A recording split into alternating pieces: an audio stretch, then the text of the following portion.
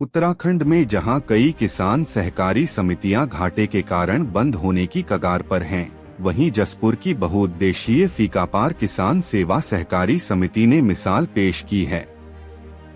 मई 2023 में जब अरुण सोलंकी ने समिति का प्रभार संभाला, तब इसकी स्थिति बेहद खराब थी, लेकिन उनके प्रयासों से समिति की काया ही पलट गई। किसानों के लिए फसली ऋण, पशुपालन के लिए मध्यकालीन ऋण, जन औषधि केंद्र और जनसेवा केंद्र जैसी सुविधाएं शुरू की गयी।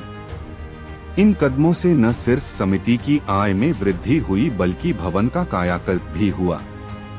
किसानों में समिति के प्रति जागरूकता बढ़ी और उन्हें सरकार की योजनाओं का लाभ मिलने लगा। प्रबंध निदेशक अरुण सोलंकी ने बताया कि पहले समिति गंभीर संकट में थी, लेकिन कर्ज वितरण के बाद रिकॉर्ड वसूली कर इसे मुनाफे में लाया गया।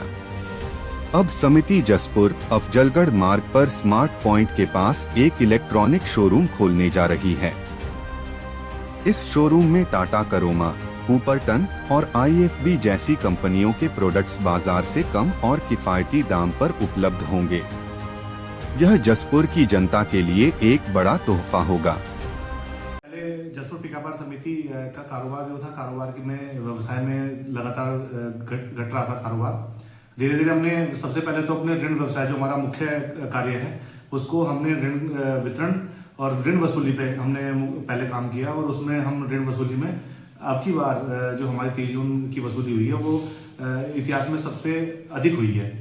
उसके साथ साथ हमने नए व्यवसाय जैसे कि CSC जन सेवा केंद्र, जन औषधि केंद्र का कार्य हमने प्रारंभ किया है। अभी मैं आपको बताते हुए काफी हर्ष हो रहा है कि जसपुर फीकापार एम्पेक्स में जो CSC चल रहा है, वो भारत सरकार के एक अभी कार्यक्रम हुआ था 16 जुलाई को। उसमें माननीय गृह मंत्री जी, माननीय अश्विनी वैष्णव जी और माननीय जतिन प्रसाद जी उसमें उपस्थित हुए थे।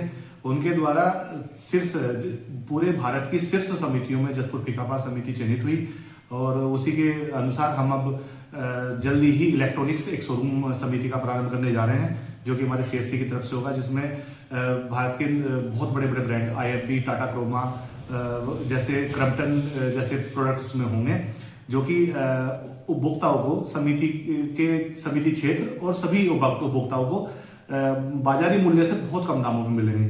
धीरे धीरे हम व्यवसाय समिति में वृद्धि कर रहे हैं, और मुझे लगता है कि ये समिति शीघ्र ही मॉडल समिति के रूप में जानी जाएगी।